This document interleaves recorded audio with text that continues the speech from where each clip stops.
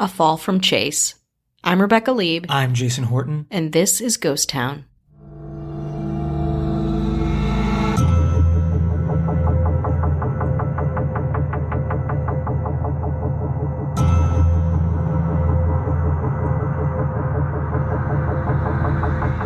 This actually isn't a roast, Chevy. It's an intervention. We are all here. We want you to stop making movies, television, anything. Please stop. In September 2002, the Comedy Central roast of Chevy Chase was only aired once. That's a good thing, right?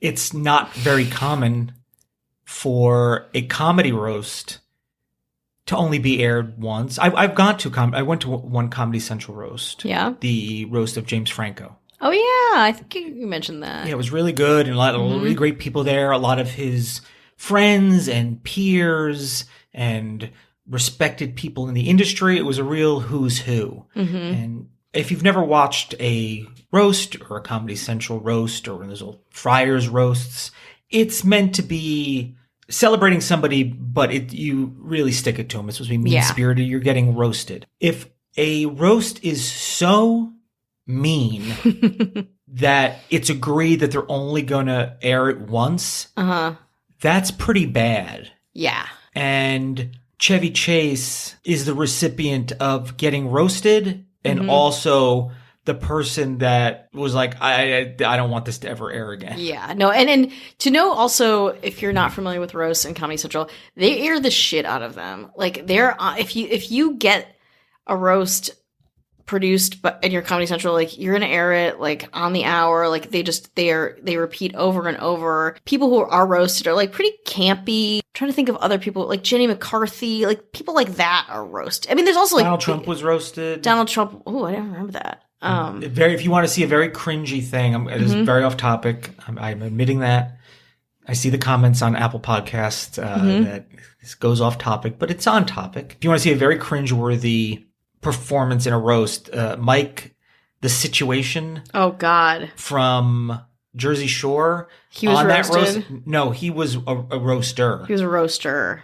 Got it. On the Donald Trump episode, and I think it was really bad. Granted, he's not a comedian or an actor, and I don't know if somebody wrote his bit or he, because they have writers and such. It was just very embarrassing. Yeah. So that's a pretty notorious, a notorious cringy thing for roasts. But they're meant to be cutting, and everyone kind of roasts each other. And it is like a who's who. It's supposed to be campy. Like I just looked up right now, like William Shatner, Pamela Anderson. Like Rob Lowe recently was. Yeah, I think Bob Saget. It's people that are pretty popular, but also people that have had interesting pasts. Yes, they're kind of rife for that. But Chevy Chase didn't have many friends or people he worked with at the roast. They wouldn't do it. That's how bad it was for Chevy Chase in 2002, and his notorious history for being difficult to work with. Yeah, not a nice person, a real asshole. Yeah, or that. Yeah. I mean, I would never say that in a roast because that's too mean, but you might. Yeah. I might. I'm going to say you're a dickhead. You're a real jerk. Yeah. I was like, this guy can't remember his lines. What? Sometimes it takes him a few minutes. I'm sorry, he's a huge professional. Huge professional is such a professional term. Yeah. That says a lot, though. I think when your friends won't, and again, the roasts are characterized as being like pretty mean. So like if they're your friend, and I would say also like there is like Comedy Central brings in people who are just like interesting names that don't write their own jokes. Jeff was the Ghostmaster, and he's kind of a staple of that. How I got here? I mean, obviously I've heard. I'm not a huge Chevy Chase fan based on the vibe he puts out and what I've heard about him. But I'll tell you how I got here, and it goes back a little bit. I watched the documentary Belushi. Oh, how was that? It's really good. Yeah. And I kind of had to ask myself the question, is John Belushi funny? Which I know is super taboo if you're a comedian listening to this. And that is a very popular question. I'm not the only one to ask it. It's actually, is John Belushi funny? And I've had some conversations about it. And is he talented? Absolutely. Is he a pioneer? Yes, because he's like a really good physical comedian. And he really had ambitions and was interesting. And those earliest days of Saturday Night Live, when, it's easy in hindsight to say what's funny and what's not. And I think what some of the issue is that a lot of the comedy is a bit dated. It's kind of like Steve Martin's stand-up. A little bit. Listen, I think Steve Martin seems like a wonderful guy. I know he's an icon, but a lot of that comedy is just of the time. That doesn't take away their talent. And I'm not saying he's not talented, but also a lot of what John Belushi did wasn't necessarily funny. And I think of somebody more modern than him would be like Chris Farley. I know right now people are like disagreeing because we're talking about religion. But the thing is, and maybe because Chris Farley is a little more modern and I met Chris Farley, he just has a different kind of tragedy, I think. You're not going to tell us where you met Chris Farley? I met him in New York, near the college town of New Paltz. And it was him. It was Adam Sandler and David Spade, and they were there there's a kind of like a retreat type place. They were there for Saturday Night Live. What year this is? I'm really dating myself. And they tried to get into this bar that my friends and I were at, and they wouldn't let him in because they didn't have any ID. Oh. And I'm not going to tell. I'm saving the Chris Farley story for some people, but Chris Farley would be a modern version of John Belushi. Yeah. Very physical. And I think Chris Farley was a good actor for that. I thought he was a good actor. And I also think, even given more time, I think John Belushi would be a really good actor. Yeah. John Belushi also, in the book that I read, The Castle on Sunset, about Chateau Marmont, famously he died there. He seemed like the nicest dude. Just really, again, very complicated human being, but always treated people with kindness and respect. And I think all of these things kind of play into the larger than life reputation of someone. Again, when we're talking Chevy Chase, plays into that too.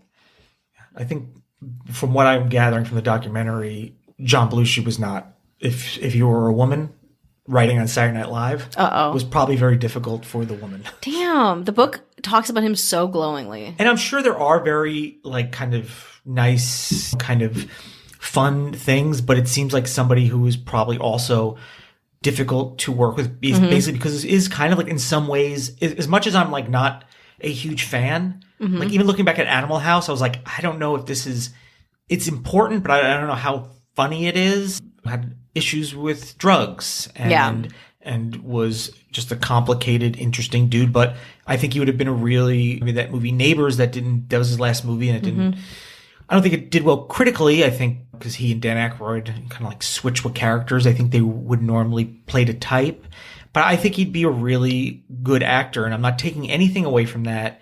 But that leads me to, because of the documentary, him and Chevy Chase were notable rivals, where Chevy Chase was kind of the star of SNL, and John Belushi was kind of taking a back seat. But just remembering what I remember, Chevy Chase is very charismatic, is very, I think, in a broader sense, funny to everyone. Whereas, yes, he was physical, but he's also kind of like a tallish looking guy, not conventionally good looking, but sort of. I mean, you could see that pretty charm. good, yeah, pretty good. That kind of, he had all that, and you could see it, definitely in his movies that he was meant to be a star. And I think he's very talented, and he's a really good actor playing that frustrated person in the Vacation movies and other things, Spies Like Us and such. So it kind of reminds me a little bit of what I liked about John Ritter and the Jack Tripper character. Just saw some similarities with that kind of charming, but also falling at the same time. Yeah. And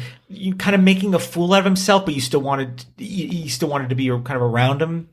But his reputation for being just very difficult to work with and be around and ego, and there's just tons and tons of stories. But I guess he found out how much he was really unlike, because I'm sure maybe everyone lives in a bubble. I'm sure not everyone is hanging out all the time. So you don't know what you don't know. No. And I think this Comedy Central roast, he found out in a very public way that he was not very well liked, and he did not take it well.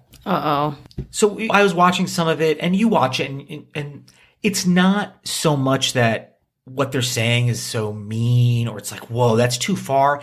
It just seems like you had a party and you couldn't get any of the people you'd want there. I think maybe Beverly D'Angelo was there, and Paul Schaefer from SNL, but nobody else from SNL. Wow. Nobody else from that. I mean, there's not a Bill Murray or Dan Aykroyd or any of those people. Definitely not like a Jane Curtin. No, well, the people you'd want. Like when you're like, oh, when you think of a roast of Chevy Chase, you'd be like, of course I want those people there. Like the old gang is back. Also with a roast, like things can turn so quickly if the mood is not right. And he had some staples there. He had Kathy Griffin. Okay, yeah. Mark Maron, like an early Mark Maron. I say young, by young I mean 38. Yes. Young Mark Maron. And it's one way I'm going to compare it to, and this is not me talking politics. I know we don't talk politics. You never hear me mention Donald Trump.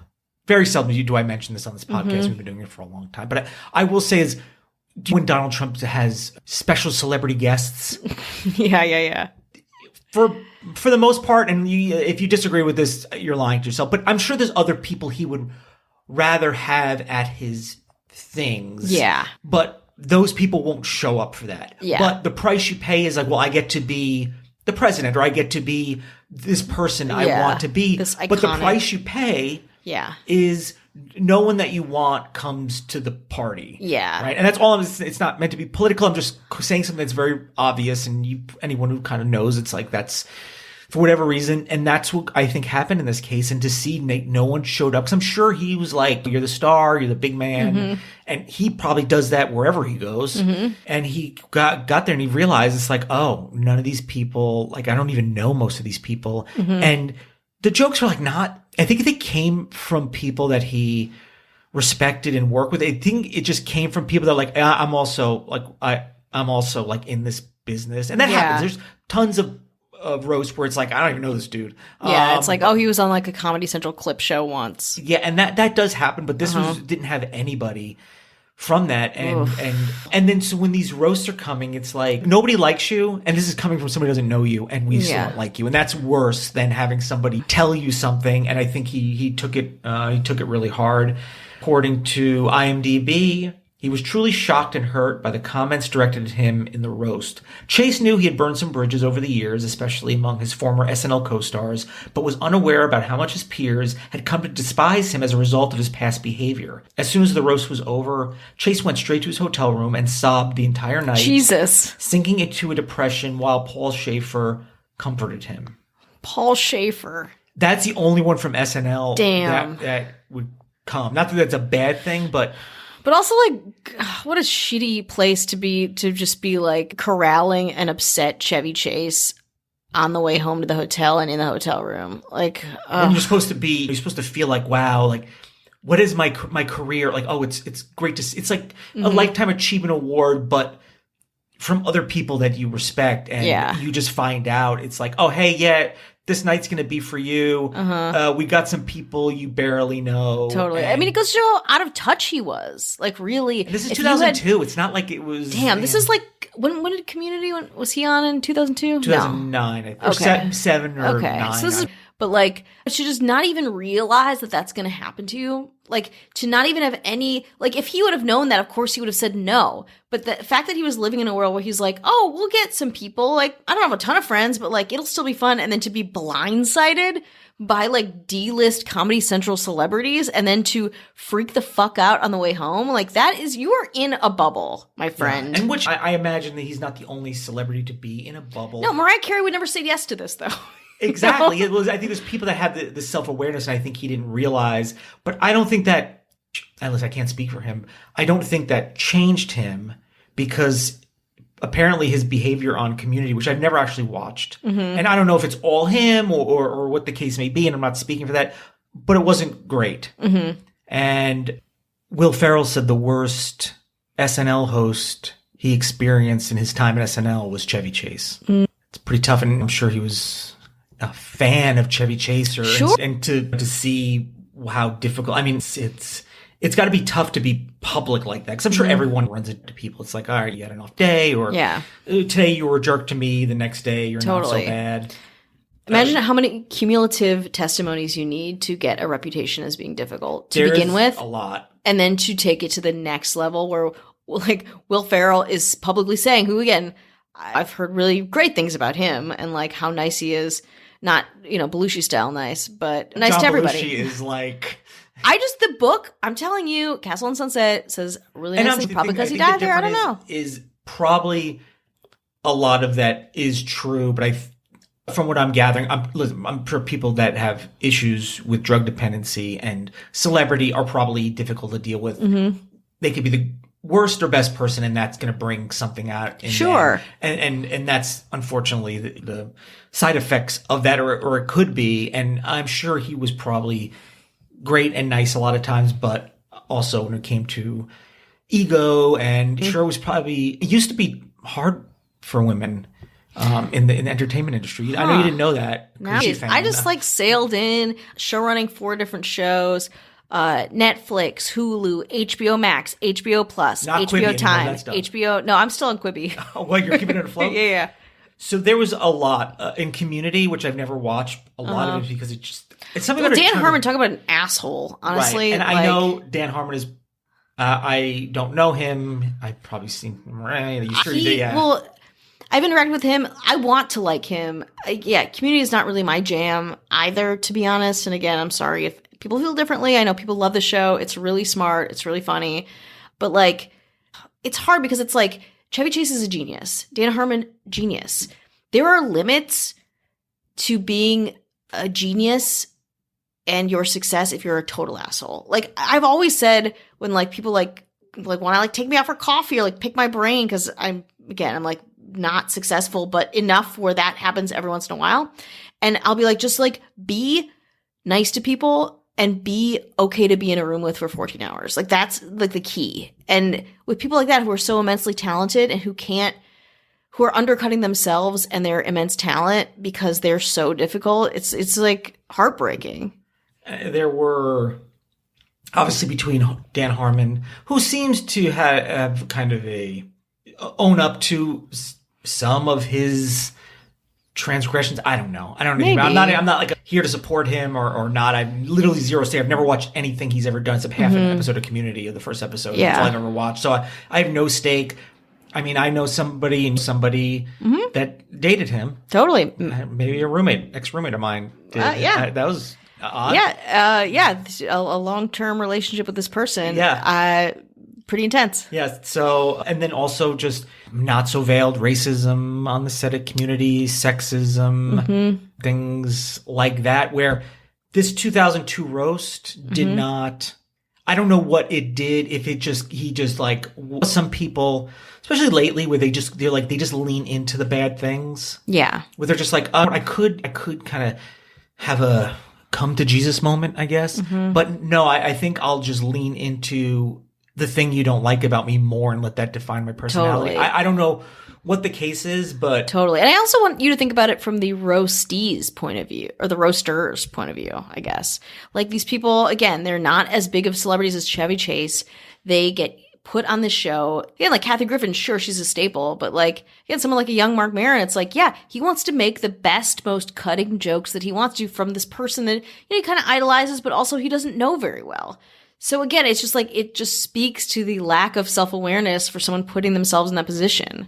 According to Gawker, it was the saddest evidence of how few friends Chevy has left. Oh, God. And I'm going to put a button on it, and this is something very kind of sad, and this is going to be in support of Chevy Chase. Oh. My brother sent me a TikTok from the official TikTok of Cameo. Cameo, you can buy you have a celebrity tell you something and as a gift or whatever.